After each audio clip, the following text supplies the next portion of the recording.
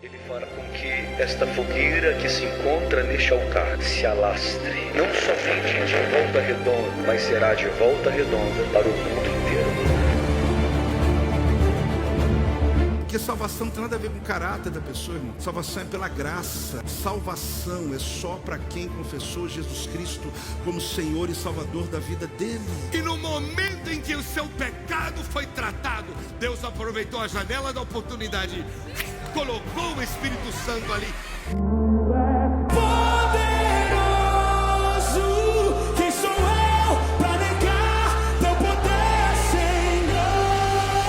Então, bispo, por que eu não devo viver ansioso? Porque se o pai ofereceu o que era de mais precioso por nós, por que junto com o filho, ele não pode oferecer ou entregar tudo aquilo que necessitamos ou precisamos? Muita gente confunde isso. Eu estou esperando em Deus. Agora eu estou sentado esperando o que Deus vai fazer. Não, enquanto eu estou fazendo, eu estou esperando o que Deus vai fazer através daquilo que eu estou fazendo. Querido, existem situações que não vão mudar. Quem tem que mudar é você.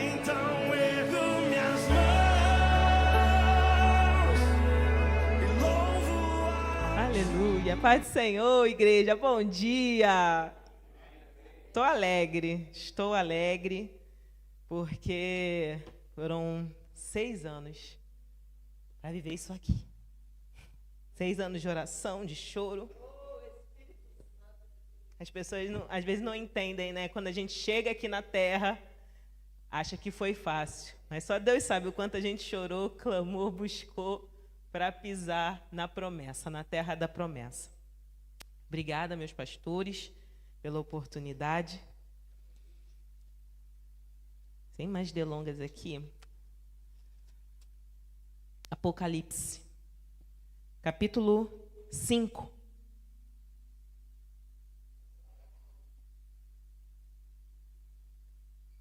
Versículo 1 até o 5.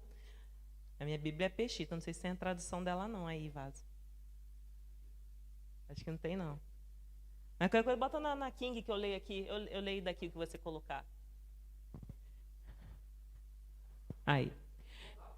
Então, observei na mão direita daquele que está sentado no trono um livro em forma de rolo, escrito de ambos os lados e selados com 7 selos. Vi também um anjo forte que proclamava em grande voz: quem é digno de abrir o livro e de lhe romper os selos? No entanto, não havia ninguém, nem no céu, nem na terra, nem debaixo da terra, que pudesse abrir o livro, ou ao menos olhar para ele. E eu chorava muito, porque não se encontrou ninguém que fosse digno de abrir o livro e de olhar para ele. Então, um dos anciãos consolou-me afirmando: não chores, pois o leão da tribo de Judá, a raiz de Davi, venceu para abrir o livro e romper os 7 selos. Aleluia! Glória a Deus por isso. Aleluia. Quando nós vamos ler acerca do livro de Apocalipse, a gente precisa primeiro entender um pouquinho do cenário em que se encontrava este livro, onde João teve a revelação do Senhor, né? Nesse período do livro, as igrejas da Ásia Menor, elas estavam passando por uma perseguição. Elas estavam sendo perseguidas, elas estavam sendo assoladas pelo Império Romano. E essa revelação a qual Deus, ele entrega a João, por misericórdia, ele traz mensagens ali, quando a gente vai ler sobre as 7 cartas, para poder consolar aquele povo, para poder exortar aquele povo, poder encorajar aquele povo diante daquele cenário. Do outro lado, a gente vê João, já aos seus 90 anos aí de idade, ele foi exilado de uma ilha de Patmos, né? Ali ele estava preso naquele lugar, e ali, naquele cenário, o Senhor fala com ele. Ele ouve uma voz. E isso me chamou a atenção, porque o cenário não era favorável. A situação que estava ali presente não era agradável. Se nós olharmos para os dias de hoje, qualquer circunstância, adversidade, dificuldade, faz com que a gente não ouça a voz de Deus. E a gente acaba sendo tomado pelos nossos medos, pelas aflições, pela opressão. Mas João, ele nos ensina que mesmo diante a adversidade, mesmo diante o cenário de caos, mesmo diante a gente não ver saída da situação, eu preciso continuar ouvindo a voz de Deus. Eu preciso calar o meu eu. Eu preciso calar, sabe? Porque quando a gente cala o nosso eu, a gente deixa para trás os nossos achismos, a nossa opinião própria. Será que isso aqui é certo? Será que isso aqui que eu vou fazer vai dar certo? Será que vai dar errado? Quando eu calo a minha voz, quando eu calo os meus pensamentos, eu consigo ouvir a voz nítida do Senhor. Porque não é sobre o que eu acho, é sobre o que Ele diz que é. Quando eu paro para pensar nas possibilidades que o Senhor pode me dar, obviamente, é uma conclusão muito limitada. Nossa mente, ela é limitada.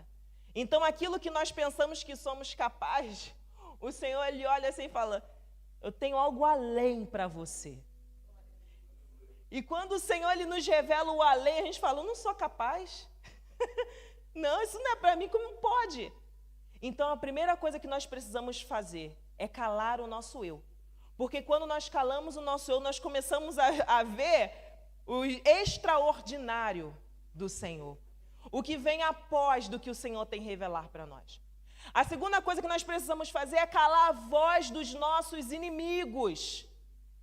Porque os inimigos, eles vão ficar todo o tempo falando, isso não é para você, você não é capaz, não é o teu lugar. Só que o Senhor já estabeleceu uma promessa sobre nós.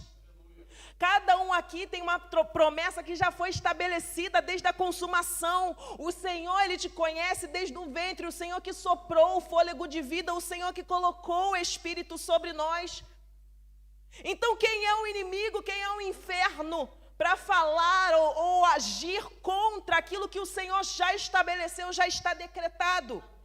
Então, eu preciso calar a voz dos meus inimigos. E eu preciso calar a voz do mundo. Eu preciso calar a voz do mundo, porque o mundo a todo tempo vai querer colocar medo, vai querer colocar vergonha sobre o que nós já fizemos, sobre aquilo que nós já fomos. Só que existe um sangue que já foi derramado na cruz do Calvário, e esse sangue, ele tira toda a culpa. Esse sangue, ele traz sobre nós o perdão e a graça incalculável, um favor imerecido. Nós precisamos calar essas três vozes para poder ouvir a voz do Senhor. João, ele estava num cenário que não era favorável. A igreja da Ásia Menor, eles estavam num cenário que não era favorável. Mas o Senhor mesmo assim, Ele encoraja João. João, escreve.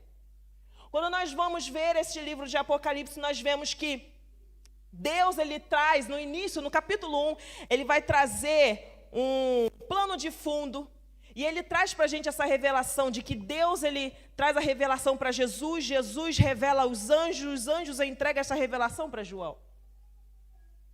E a gente vê como o nível espiritual daquele homem estava. Só que quando nós vemos, olhando para o lado humano, nós vemos que ele era gente como a gente. Porque o texto vai dizer que ele chorou, ele se desesperou, porque não tinha ninguém apto para poder abrir o livro e desatar os selos diante da visão que ele estava tendo. Outra coisa muito importante, e que me saltou os olhos aqui no capítulo 4, porque para a gente poder entender o 5 que nós lemos, o 5 é a continuação do capítulo 4. Quando nós vamos iniciar a leitura do capítulo 4, depois das cartas que o Senhor entregou diante da revelação para João, ele vai falar que, no 4 verso 1 vai falar, depois dessas coisas vi, e eis uma porta aberta no céu, e a primeira voz que escutara que falava comigo, como o som de trombeta dizia: sobe aqui e te mostrarei estas coisas que devem acontecer depois destas. Olha o verso 2. Imediatamente eu estive no Espírito. Imediatamente João esteve no Espírito. Esse versículo ele se repete, no capítulo 1 também vai falar acerca disso. Antes dele ter a revelação das cartas, ele também imediatamente esteve no Espírito. Outras versões vai falar que ele esteve arrebatado. Aqui vai falar tomado pelo Espírito.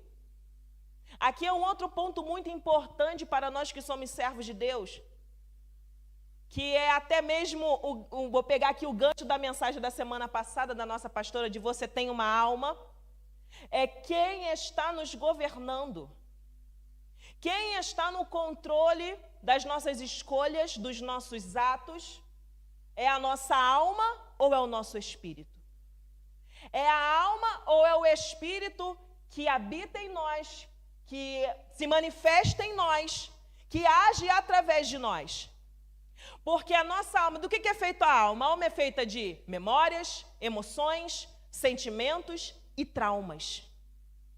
Se vier a circunstância, a adversidade, a tribulação, a opressão e a tua alma te governar, você rapidamente vai vir a incredulidade, a fé vai esmorecer, porque a tua alma está te governando. As nossas emoções, elas são inconstantes, as nossas emoções são oscilantes. Agora, se você está fortalecido no Espírito, você consegue passar por adversidade, por tribulações, por adversidade. Quando nós estamos tomados pelo Espírito, nós conseguimos visualizar, nós conseguimos receber as revelações de Jesus. Não tem como nós receber profundas revelações se não for por meio de Cristo e por meio do Espírito que é manifesto nas nossas vidas. Então o Espírito ele precisa estar vivificado, o Espírito ele precisa estar fortalecido para o dia da adversidade, da tribulação, da angústia, da resposta que você não queria receber. João ele estava tomado pelo Espírito para receber essa revelação. E o que ele vê? Ele entra na sala do trono.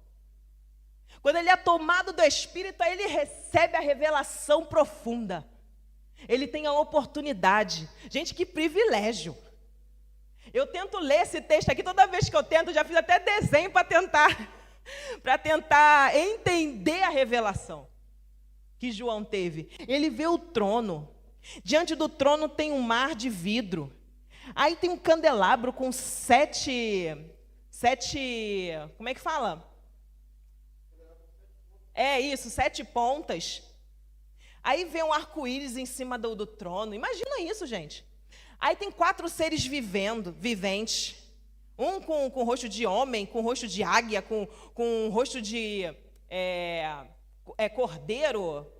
Qual é o versículo aqui? São 4 que ele vê. E o outro é águia, homem, cordeiro, e tem mais um que eu esqueci agora. E ele está diante dessa visão, leão. Ele está diante dessa visão, ele vê 24 anciãos sentados no trono, com suas coroas. Só que enquanto os seres viventes, eles falam, Santo, Santo é o Senhor Todo-Poderoso, os 24 anciões, eles colocam as suas coroas para o chão, se rendem, se prostram e começam a evidenciar o Deus da criação. Eles reconhecem que Deus os criou e criou todas as coisas. E eu fico imaginando essa visão, porque Deus ele também nos deu autoridade. Da mesma forma que aqueles 24 anciãos estão sentados num trono, que é um lugar de honra, um lugar de autoridade, o Senhor também nos deu na terra um lugar de autoridade. Da mesma forma que aqueles homens têm coroas nas suas cabeças, aqueles anciãos, nós também temos coroas como governo. Deus em Gênesis ele já fala que nós viemos para esse mundo também para governar. Só que quando nós estamos diante de Deus, não tem status, não tem profissão, não tem esse negócio de rei, de princesa, de pastor, de presbítero, não tem isso, de chefe, não tem. Eles se prostram. eles colocam as suas coroas no chão e eles rendem aquele que de fato é Rei dos Reis. Nós podemos ter autoridade, mas o Senhor quem tem total autoridade. Nós podemos ter algum lugar de governo, mas o Senhor tem todo o governo, Ele é o senhorio. Nós podemos ter qualquer status possível, Ele é o Rei dos Reis. Ele é o Senhor dos Senhores. Então João está diante dessa tremenda revelação, aí ele olha para o trono, ele vê um livro ali, ó, um rolo. Ninguém pode abrir aquele rolo. Aquele rolo está selado. E ele começa a se desesperar, porque vem um anjo, o texto vai dizer que vem um anjo, e o anjo está gritando, quem é digno de abrir o livro e desatar os selos? Quem é digno? E eles estão procurando, quem é digno? E eles procuram no céu, não tem, na terra não tem, debaixo da terra não tem. E João se desespera. Porque não tem ninguém para poder resolver aquela situação. Não tem ninguém para resolver aquele problema. É como se tivessem perdido o controle da situação. Porque quando você olha a forma em que o reino, daqui no texto, né, ele se move, está tudo no lugar. Tudo tem resposta, tudo tem um motivo, mas o rolo está ali fechado e não tem ninguém para abrir. João se desespera e procura. E aquilo ali eu olhei e falei, Senhor da glória. A gente, diante de um Deus tão grande, que nós servimos, que nós acreditamos, quando vem qualquer problema, a gente perde o controle. Pronto. Quem vai resolver? Quem vai solucionar o problema? Aí a gente tenta fazer do nosso jeito. Aí a gente tenta chamar alguém que é mais especializado naquilo.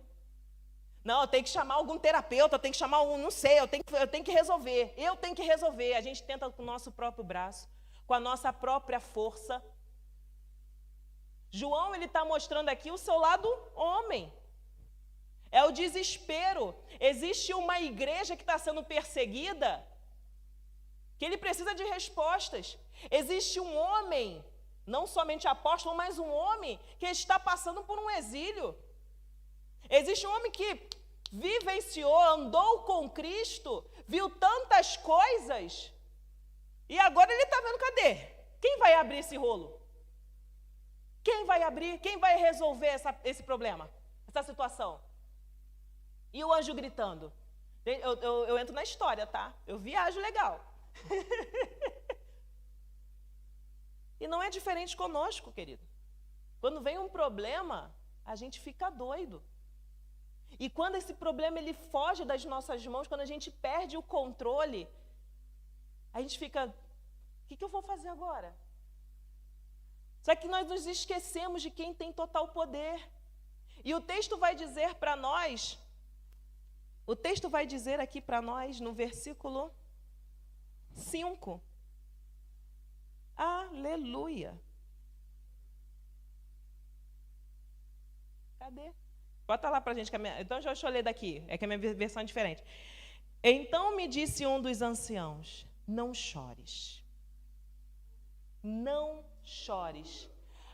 O problema que você tiver, meu querido, até lá na sala do trono, João, ele foi consolado.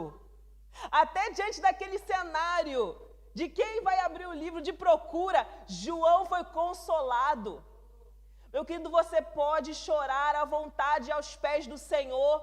Nas bem-aventuranças vai dizer, bem-aventurado é aquele que chora, porque esses serão consolados. Você pode derramar as suas lágrimas diante do altar, que vai ter consolo para a tua alma, vai ter refrigério para a tua alma, para a tua vida. O Senhor, Ele vai enxugar estas lágrimas. Vai chegar o tempo certo em que Ele vai enxugar e vai recolher. Naquele momento, viram ali a situação de João desesperado e ele começa a chorar porque não tem uma solução. Quem é digno de abrir aquele livro? E aquele ancião vem ampará-lo. Vem ampará-lo, não chores. E ele não vem só falando para ele não chorar. Ele ainda vem falando, pois o leão da tribo de Judá, raiz de Davi, ele venceu venceu, ou seja, já aconteceu, já está consumado. Ele já morreu na cruz do Calvário. E ele venceu. E por causa do sacrifício da cruz, por causa do sacrifício de Jesus, hoje nós temos esse acesso. Hoje nós temos a esperança de uma vida eterna com o nosso Pai. Por causa do Senhor que rompeu, por causa do Senhor que venceu, por causa do Senhor que derramou um alto preço que Ele pagou. Esse versículo aqui, quando fala que o leão da tribo de Judá, ele está trazendo a linhagem ali, na época de Jacó. Quando Jacó, acho que é Gênesis 49, se não me falha a memória, que Jacó ele vai falar sobre a promessa de cada filho. E para Judá, ele vai falar: Judá, você é um leãozinho pequeno, mas lá na frente vai se estender o cetro, já anunciando Cristo por meio da genealogia. Ali iniciando por Jacó. Aí vai falar de raiz de Davi, trazendo que ele vem da linhagem de Davi, ele é o Messias que vem da linhagem de Davi, e ele é a própria raiz. Ele não somente vem da linhagem de Davi, como ele é a raiz, tá? E ele venceu para abrir o livro. Aqui está falando acerca desse sacrifício na cruz do Calvário. Então, João, ele é consolado porque tem momentos na nossa vida que parece que a gente esquece o Deus que nós servimos, parece que a gente esquece o poder e o governo que o Senhor tem, e as circunstâncias nos cegam. Por isso que nós precisamos, a todo tempo, não deixar as circunstâncias nos calar, manter o foco, continuar em fé. Fala, o negócio aqui tá brabo, deixa eu calar a voz do meu eu, deixa eu calar a voz do mundo, deixa eu calar a voz dos meus inimigos. Eu preciso ouvir a voz de Deus. Deus, a situação é essa. Eu preciso ouvir a tua voz. Enche-me do teu espírito, porque se eu não estiver cheio do teu espírito, meu Senhor, as revelações profundas não virão. E eu preciso ouvir a tua voz de uma forma palpável, sabe? Aquela coisa assim, parece que dá para tocar. Porque senão o medo chega, o problema vem e derruba a gente. E eu não vou falar que não derruba não, porque derruba. A gente perece, as nossas emoções ficam abaladas sim. Como a conta fica abalada, que a gente não consegue pagar, a gente já fica abalado o negócio. Quando chega lá a mensagem lá do banco lá, ó, vai pro SPC, hein? A gente já fica, oh meu Deus do céu, já fica trêmulo. Imagina João, com 7 igrejas ali que precisavam ser exortadas, porque senão o Senhor ia tirar o candelabro. Imagina uma igreja inteira perder a salvação.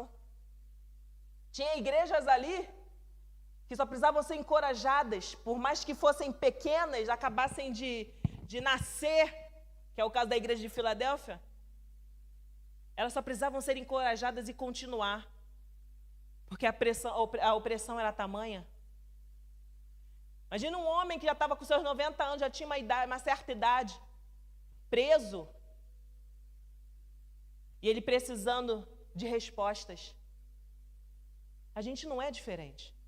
Nós também passamos por essas situações de opressões, não na mesma gravidade, obviamente, porque diante do que eles passaram, nós não passamos, nós somos até frescos, nós somos até poupados de muitas coisas, graças a Deus por isso, por um lado, porque nós não sabemos, de verdade, se a perseguição e existem muitos países que passam por essa perseguição que está dizendo ali na Ásia Menor, nós sabemos que passa.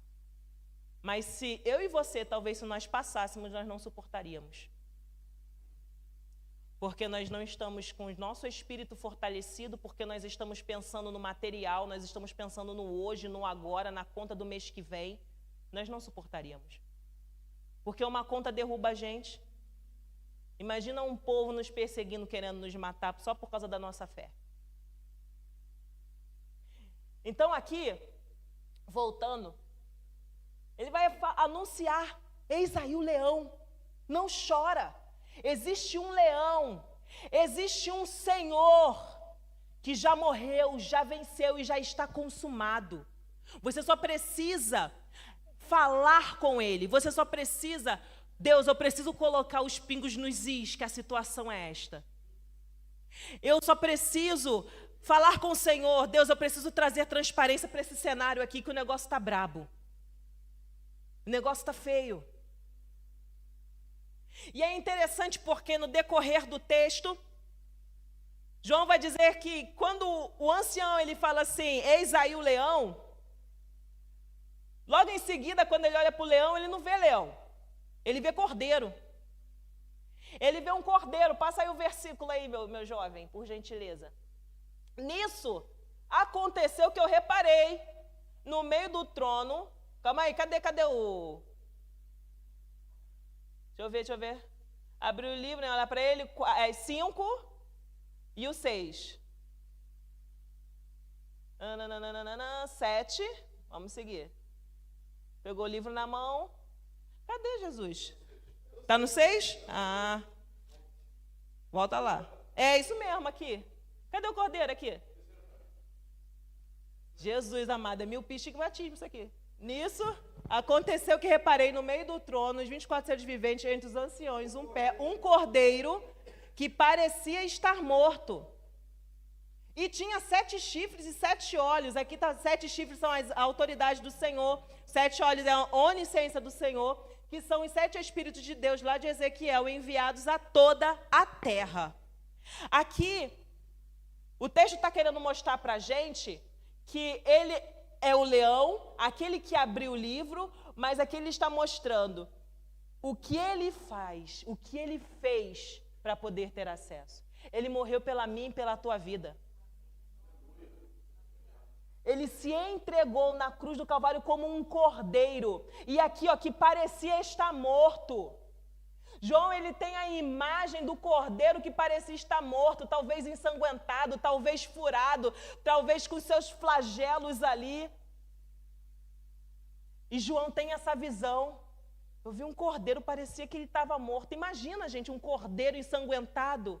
É essa visão que ele tem, porque o sacrifício já havia sido feito. O derramamento do sangue para perdoar os nossos pecados já havia acontecido. E a gente precisa se lembrar disso todas as vezes. O Senhor, Ele morreu na cruz por nós. E eu preciso dar valor a isso. Eu não posso servir um Cristo que se entregou na cruz do Calvário, que tem o controle da história nas mãos. Eu não posso servi-lo de qualquer maneira. Eu não posso deixar de dar o lugar dele que é de direito. Porque nós queremos ser egoístas. E no que sentido que eu falo de egoísmo?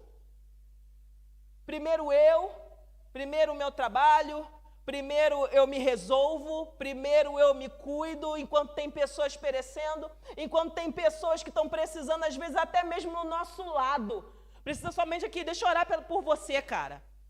Deixa eu pegar na tua mão, cara.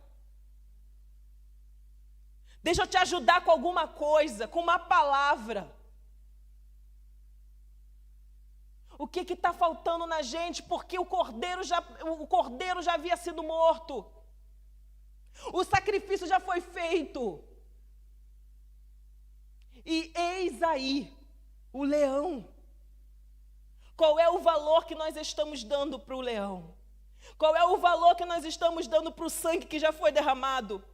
Porque diante desta visão, o texto vai dizer que lá no verso 9, eles vão entoar agora um novo cântico. O novo cântico vai dizer, digno és de tomar o livro e de abrir os seus selos.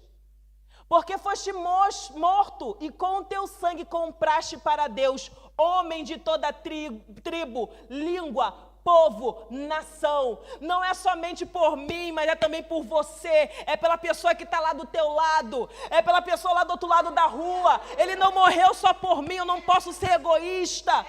Oh, é para toda a tribo. Não tem divisão. É para toda língua. É para todo o povo, é para toda a nação, para todos. Eu não posso ser egoísta de guardar aquilo que foi derramado para a minha vida, porque também foi derramado para outro. E vai alcançar outro, não somente com a minha vida, mas se você se movimentar, mas se você também chorar, mas se você também procurar quem é digno de abrir esse livro, mas se também você se preocupar em derramar as lágrimas, porque haverá consolo para você. Pode ser alguém da tua casa, pode ser o teu vizinho, pode ser qualquer pessoa, mas o direito, o preço, ele já foi pago. Ele vai falar, porque eu comprei, eu fui lá, eu comprei para o meu Pai, para Deus, homens de toda a tribo, língua, povo e nação. E agora eles vão cantar o 10. Olha o que ele vai fazer conosco. E tu os constituíste reino e sacerdotes para o nosso Deus. E assim vocês, está falando de mim, de você, reinarão sobre toda a terra. Olha o lugar de honra, de governo que o Senhor tem para nós. A gente fica aqui, se gastando aqui. A gente vive quanto tempo aqui? Uma média de 80 anos. Tem uma eternidade esperando aqui, ó. Uma eternidade de honra, de governo, porque o Senhor nos constituiu sacerdote para Ele, e assim nós reinaremos sobre a terra. Aqui está falando do período milenar aqui. Nós reinaremos. A palavra do Senhor vai dizer que nós somos co-herdeiros com Cristo. A palavra de Deus vai dizer que antes ele era o filho unigênito e ele se tornou o primogênito. Por causa de mim e da tua vida. Então, querida, a mensagem que eu tenho para hoje é esta. Pare. Ouça a voz de Deus. Ouça a voz do Senhor. Se está acontecendo algum problema, alguma situação que você não está conseguindo resolver, que não tem jeito, entrega para o Senhor, pare e ouve. Seja tomado pelo Espírito, fala, Senhor, sem o teu Espírito eu não consigo ter a revelação direta daquilo que o Senhor tem para mim. Chore no altar do Senhor, porque suas lágrimas serão enxugadas, você terá consolo para a tua alma. E entenda, querido, o preço já foi pago. O leão já está, o leão já é, e o leão ele tem o governo sobre tudo e todos, ele tem o controle da história nas mãos, ele tem o controle da tua vida nas mãos, ele tem o controle de tudo nas suas mãos. Então não tem porquê você não dá o valor devido àquele que vive e reina para sempre, que veio à terra, derramou um sangue derramado na cruz do Calvário por amor da nossa vida. E enquanto eu estava ouvindo do Senhor esta palavra e esta mensagem, o Senhor ele me trouxe uma canção, não sei se vocês conhecem, mas é uma canção até atual, mas lá no Brasil, né? Tem gente que já está aqui há muito tempo. E a canção ela falava assim: eu não perdi o controle, não. Eu não perdi o controle, não, não. Eu não perdi o controle, não. Eu não perdi o controle. A tua história já está escrita. Eu não perdi o controle, não, não. Eu não perdi o controle, não. Eu não perdi o controle, não. Olha que lindo isso. Ele não perdeu o controle da situação. Ele não perdeu o controle da história. Ele tem o controle, o domínio. E ele ainda rege e governa sobre a nossa vida. Fique sobre os teus pés. Eu quero orar pela tua vida. Posso, minha pastora? Quero orar pela tua vida. Aleluia. Eu vou orar, primeiramente eu vou orar pela tua alma. Eu vou orar pelo teu espírito. Eu vou orar pelo teu corpo. A tricotomia do homem. Porque o Senhor nos fez plenos, nos fez perfeitos. Ele nos traz uma promessa de plenitude. E é sobre essa tricotomia que eu quero orar por vocês. Espírito Santo de Deus, obrigada, Senhor, primeiramente por esta manhã.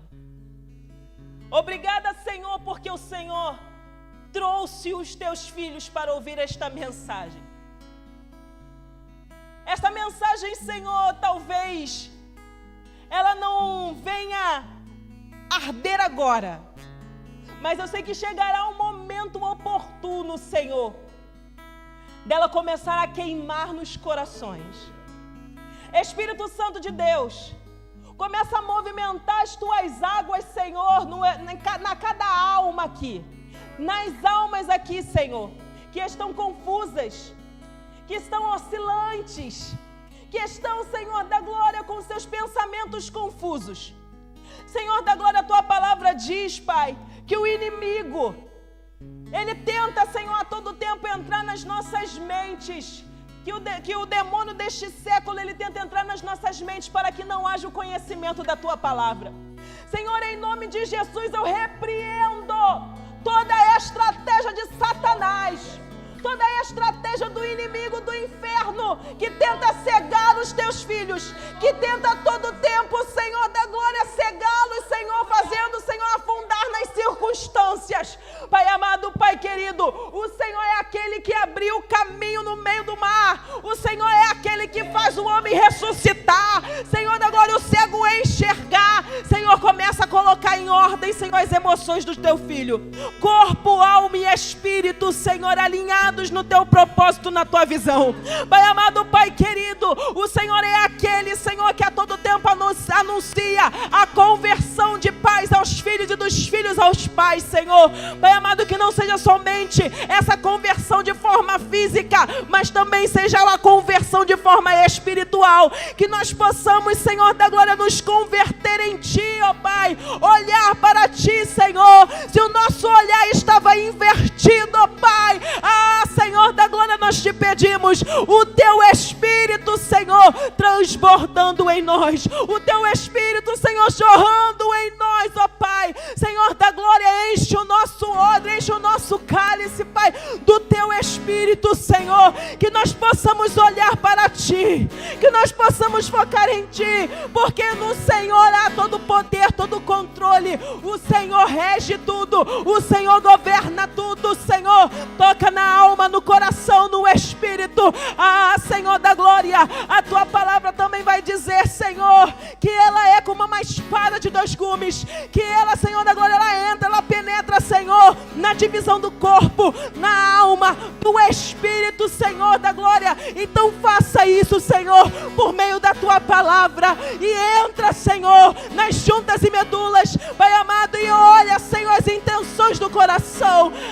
Espírito Santo de Deus, se as intenções do nosso coração, ó Pai, não te agrada, Senhor, que nessa manhã o teu Espírito venha nos confrontar, para que nós possamos, Senhor, ter uma vida íntegra e debaixo da tua vontade, em nome de Jesus. Senhor da glória, para toda alma sedenta, o Senhor é água. Para toda alma, Senhor da glória, com sede, o Senhor venha saciar, Pai amado, também os famintos, ó Deus, pela tua presença, que eles possam, Senhor, sentir a tua presença queimando, Senhor, na chama, Senhor. Reacende a chama do teu Espírito sobre a vida de cada um, porque cada um aqui, Senhor, representa uma nação, cada um aqui representa um povo, cada um aqui, Senhor da glória, representa, Senhor da glória, o teu reino em amor, em justiça, em alegria. Espírito Santo de Deus, Senhor da glória, que nós possamos derramar na tua presença e chorar na tua presença, porque nós sabemos que quando nós construímos um altar de adoração a Ti, Senhor da glória, o Senhor recebe e inclina os seus ouvidos. Alinha, coloca tudo no lugar, Senhor da glória, coloca nossa mente no lugar, e que nós possamos, Senhor, acessar também a sala do trono. cheios do teu Espírito, cheios da tua presença, porque ali, Senhor, há consolo, ali há refrigério, ali há revelação, ali, Senhor, nós conseguimos ver o leão da tribo de Judá, a raiz de Davi, aquele que venceu, aquele que tirou todo o pecado do mundo, aquele que por meio das suas pisaduras nós fomos totalmente sarados. Em nome de Jesus, em nome de Jesus. Não precisarei ali voltar pra minha sede saciar, uma vez que eu já ouvi